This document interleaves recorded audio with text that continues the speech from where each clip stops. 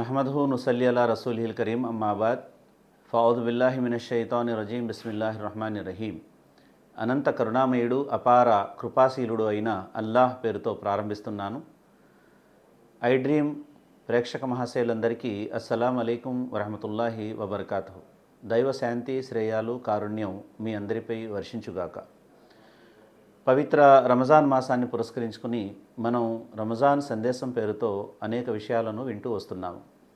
ఈరోజు కూడా మన యొక్క ఈ ఎపిసోడ్స్లో సీరియల్ వైజ్గా వస్తున్నటువంటి దివ్య ఖురాన్ పరిచయానికి సంబంధించి కొన్ని విషయాలు తెలుసుకునే ప్రయత్నం చేద్దాం. దివ్య ఖురాన్ గ్రంథం మానవాళి అందరి కోసం అవతరింపజేయబడిన చిట్ట చివరి దైవ గ్రంథం అనే విషయాన్ని మనం ఇంత క్రితం తెలుసుకున్నాం. అయితే దివ్య ఖురాన్ గురించి మహాప్రవక్త ముహమ్మద్ సల్లల్లాహు అలైహి వసల్లం వారు ఏం ప్రవచించారో ఈరోజు తెలుసుకునే ప్రయత్నం చేద్దాం. ఖురాన్ గ్రంథం హుదల్లిల్ ముత్తఖీన్ అంటోంది. ఇది దైవ భీతి కలిగిన వారికి మార్గదర్శకత్వాన్ని అందజేస్తుంది అనే విషయాన్ని ఖురాన్ చెప్తోంది. అంటే ఖురాన్ గ్రంథం ద్వారా సన్మార్గాన్ని పొందేవాళ్ళు ఎవరైనా ఉన్నారు అంటే వాళ్ళల్లో ఒక సృష్టికర్త ఉన్నాడు అనేటువంటి భావం లేక పాపభీతి ఏదైతే ఉందో అది ఒకవేళ ఉన్నట్లయితే, ఒక రకంగా చెప్పాలంటే మానవత్వం అనేటువంటిది ఉన్నట్లయితే వాళ్ళు దైవ గ్రంథాన్ని తెలుసుకునే ప్రయత్నం చేస్తారు. దీని ద్వారా మార్గదర్శకత్వాన్ని పొందుతారు అని చెప్పడం జరిగింది. ఇక మహాప్రవక్త సల్లల్లాహు అలైహి వసల్లం ఏమన్నారంటే, నా ఉమ్మత్కు అంటే నా అనుచర సమాజానికి ఖురాన్ పఠనం అత్యుత్తమమైంది అని చెప్పడం జరిగింది. అత్యుత్తమమైనటువంటి ఆరాధన అని ప్రస్తావించడం జరిగింది. అదేవిధంగా ఖురాన్ పఠనంలో నిమగ్నమై నన్ను వేడుకునే అవకాశం లభించని వారికి వారు అర్థించే వాటికంటే ఎక్కువగా ప్రసాదిస్తాను అని దేవుడు ప్రస్తావించినట్టుగా హదీసే ఖుదుసి ప్రవక్త సల్లల్లాహు అలైహి వసల్లం ప్రస్తావించారు. అంటే దివ్య ఖురాన్ పారాయణంలో పడి, దివ్య ఖురాన్ని అధ్యయనం చేయడంలో పడి తన కోసం తాను ఏది అడగకుండా ఎవరైతే ఉంటాడో ఆ వ్యక్తిని దేవుడు ఏం చెప్తున్నాడంటే, అతను తన కోసం ఏదైతే అడుగుతాడో, ఏదైతే దువా చేస్తాడో అంతకంటే ఎక్కువగా నేను అతనికి అనుగ్రహిస్తాను అని ప్రస్తావించడం జరిగింది. అంటే ఖురాన్ అధ్యయనం, ఖురాన్ పఠనం ద్వారా ఎంత ఎక్కువ పుణ్యాలు ఉన్నాయో మనకు తెలుస్తోంది. అదేవిధంగా సకల ఆకాశ గ్రంథాలపై ఖురాన్కు ఉన్నటువంటి ప్రాధాన్యత లేక ప్రత్యేకత, విశిష్టత ఏమిటంటే, ఈ సృష్టిపై సృష్టికర్త అయినటువంటి దైవానికి ఉన్నటువంటి ప్రత్యేకత ఏదైతే ఉందో అదేవిధంగా సకల ఆకాశ గ్రంథాలపై ఖురాన్కు ఉన్నటువంటి విశిష్టత అలాంటిది అని ప్రవక్త ముహమ్మద్ సల్లల్లాహు అలైహి వసల్లం ప్రస్తావించడం జరిగింది. అలాగే దాసుడు ఖురాన్ పఠించడం ద్వారా దైవానికి ఇంకా అత్యంత సన్నిహితుడవుతాడు, చేరువవుతాడు అని ప్రవక్త ముహమ్మద్ సల్లల్లాహు అలైహి వసల్లం ప్రస్తావించారు. అదేవిధంగా నిత్యం ఖురాన్ పారాయణం చేసేటువంటి వ్యక్తి కస్తూరి వెదజల్లేటువంటి వ్యక్తి అని ప్రస్తావించడం జరిగింది. అంటే ఖురాన్ నిత్యం పఠిస్తూ ఉండేటువంటి వ్యక్తి యొక్క ఉపమానం ఎలాంటిదంటే, కస్తూరి యొక్క సుగంధాలను, సువాసనలను, గుబాళింపును ఎలాగైతే ప్రజలకు ముక్కుపుటాలకు ఎంతో చక్కగా అనిపిస్తుందో అలా ఆ విధంగా అనిపిస్తుంది అని చెప్పడం జరిగింది. అంటే కస్తూరి వెదజల్లేటువంటి వ్యక్తి లాంటి వాడు అని చెప్పడం జరిగింది. అలాగే ఖురాన్ నేర్చుకుని కూడా పఠించని వాడు ఎవరంటే, బిరడా బిగించినటువంటి సీసా లాంటి వాడు. అంటే అందులో చాలా ఉన్నతమైనటువంటి పదార్థం ఉంది, చాలా ఉత్తమమైన పదార్థం ఉంది. అలాగే అది తెరిచినట్లయితే అది ప్రజా ప్రయోజనంగా మారుతుంది. కానీ దాన్ని గట్టిగా బిగించిన వాడు ఎవరైతే ఉంటాడో వాడు స్వార్థపరుడు అవుతాడు. దివ్య ఖురాన్ని పఠించకుండా ఉండేటువంటి వ్యక్తి అలాంటి స్వార్థపరుడుగా మిగిలిపోతాడని చెప్పడం జరిగింది. అలాగే ఖురాన్ పఠించే వారికి సృష్టికర్త అయినటువంటి దైవం ప్రళయం రోజున వారికి ఉన్నతమైనటువంటి స్థానాలు ప్రసాదిస్తాడని కూడా ఖురాన్ గ్రంథంలో ప్రస్తావించడం జరిగింది.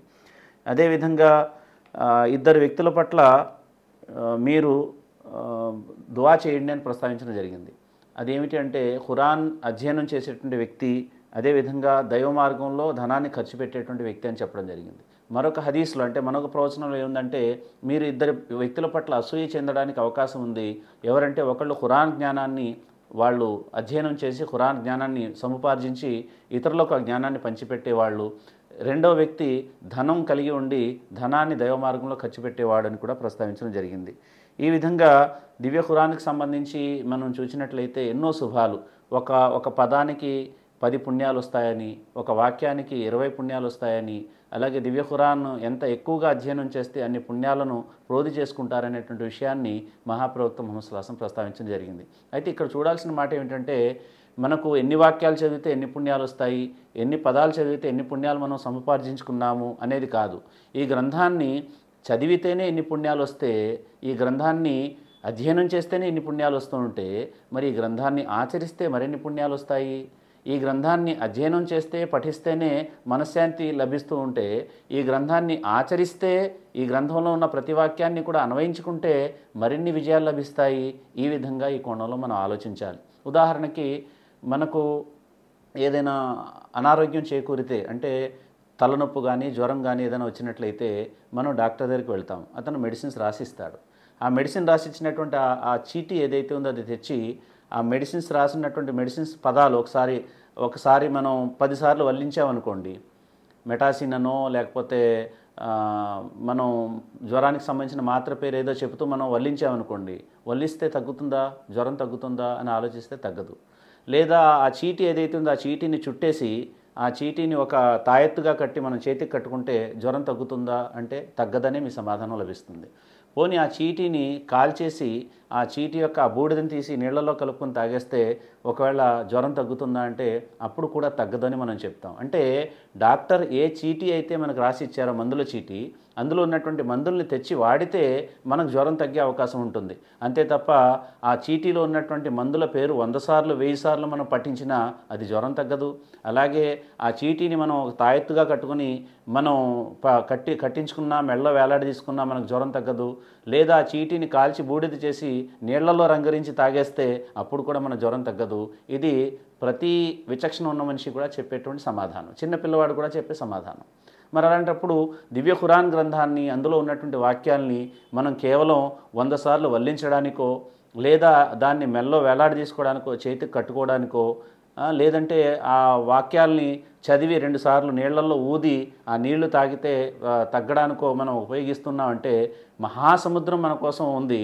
ఆ సముద్రంలో కేవలం రెండు గుక్కల నీళ్లు మనం తీసుకొని సంతృప్తి చెందుతున్నాం అనే భావన మనకు రావడం లేదా?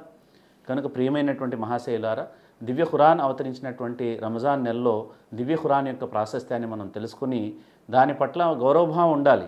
దాని పట్ల మన యొక్క గౌరవభావం, ప్రేమ అన్నీ ఉండాలి. దాంతోపాటుగా దాన్ని ఆచరించడానికి మనం ప్రయత్నం చేయాలి. దివ్య ఖురాన్ గ్రంథాన్ని అధ్యయనం చేయడానికి అన్ని భాషల్లో ఇది అందుబాటులో ఉంది. అరబీ నేర్చుకోవాలి, అరబీ భాషలో శ్రావ్యంగా పఠించాలి. దాంతోపాటుగా మనకు తెలిసినటువంటి భాషల్లో ఖురాన్ గ్రంథాన్ని పఠించేటువంటి ప్రయత్నం జరగాలి. అంటే ఒకటి మనం చేయాల్సిన పనులు ఏమిటంటే, మన ఆచరణా జీవితంలో ఖురాన్ పట్ల మనలో జాగృతి పెరగాలి, చైతన్యం రావాలి. దివ్య ఖురాన్ గ్రంథాన్ని చేతిలో పట్టుకోవడం వల్ల, దీన్ని ఆచరించడం వల్ల ఇంతకుముందు మన పూర్వీకులు ఎవరైతే ఉన్నారో వాళ్ళు విజయపు టంచెల వరకు చేరుకున్నారు. మరి ఆ గ్రంథాన్ని విడిచిపెట్టడం వల్ల, దాని పట్ల మనం నిర్లక్ష్యం వహించడం వల్ల మన యొక్క పరిస్థితి ఎలా ఉంది అంటే అధోగతి పాలైనటువంటి పరిస్థితిని మనం చూస్తున్నాం. కనుక దివ్య ఖురాన్ని తిరిగి మనం ఒడిసి పట్టుకోవాలి, దివ్య ఖురాన్ యొక్క బోధనల్ని ఆచరించాలి. అప్పుడే దేవుడు విజయవంతమైన జీవితాన్ని మనకు ప్రసాదిస్తాడు. అదేవిధంగా అనేక విషయాలు ఏవైతే ఉన్నాయో వాటి విషయంలో కూడా మనం గ్రహించాలి. ఖురాన్లో అనేక వాక్యాలు ఉన్నాయి. ఈ వాక్యాలు చాలామంది ఏమనుకుంటున్నారంటే ఈ వాక్యాలు అపోహకు గురవుతున్నారు. ఆ వాక్యాలు ఫలానా వారిని చంపేయమని ఉన్నాయి, లేదంటే ఫలానా వాళ్ళు ఏదో చేయమని ఉన్నాయి, ఎవరినో కించపరచమని ఉన్నాయని చెప్పి ఇలాగా అపోహలకు గురవుతున్నారు.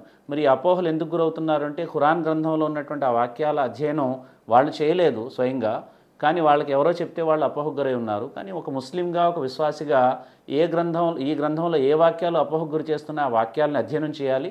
వాటి యొక్క వివరణ ఏదైతే ఉందో అది ప్రజలకు కూడా చేరవేయాలి. ఎందుకంటే ఖురాన్ గ్రంథంలో ఎక్కడా కూడా విభేదాలకు తలెత్తే విషయాలు కానీ, లేక విధ్వంసాన్ని సృష్టించే విషయాలు కానీ, లేదంటే సమాజాన్ని విచ్ఛిన్నం చేసే విషయాలు కానీ ఇక్కడ ఇందులో మనకు ఎక్కడా కనబడవు. నిర్మాణాత్మకమైనటువంటి విషయాలు ఇందులో ఉంటాయి.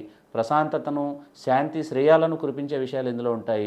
మనిషిని విజయపథంలో నడిపించేటువంటి విషయాలు ఇందులో ఉంటాయి. ప్రపంచ శాంతి, ప్రపంచ సామరస్యం, శ్రేయోదాయకమైనటువంటి జీవితం, ఇహపరాలకు సంబంధించిన విజయం, శాంతి, ప్రేమ, సంతృప్తి, ఇలాంటి విషయాలు ఇందులో ఉంటాయి. కనుక ఈ గ్రంథాన్ని మనం అధ్యయనం చేసినప్పుడు, అధ్యయనం చేయడానికి ఇతరులకు ఎవరికైనా ఇచ్చినప్పుడు వాళ్ళు ఇట్టే దీన్ని గ్రహించగలుగుతారు, ఇది చాలా ఉన్నతమైనటువంటి గ్రంథం అని. మన బాధ్యత ఏమిటంటే ఈ ఖురాన్ గ్రంథాన్ని పుణ్యం కోసం చదవడం కాకుండా ఆచరించడానికి చదవాలి. అలాగే దీన్ని ప్రజల వరకు చేరవేయడానికి మన బాధ్యత నెరవేర్చాలి. అల్లా మన బాధ్యతల్ని నెరవేర్చే భాగ్యాన్ని మీకు నాకు కలిగించుగాక. వాఖిరు దావానా అల్హమ్దులిల్లాహి రబ్బిల్ ఆలమీన్.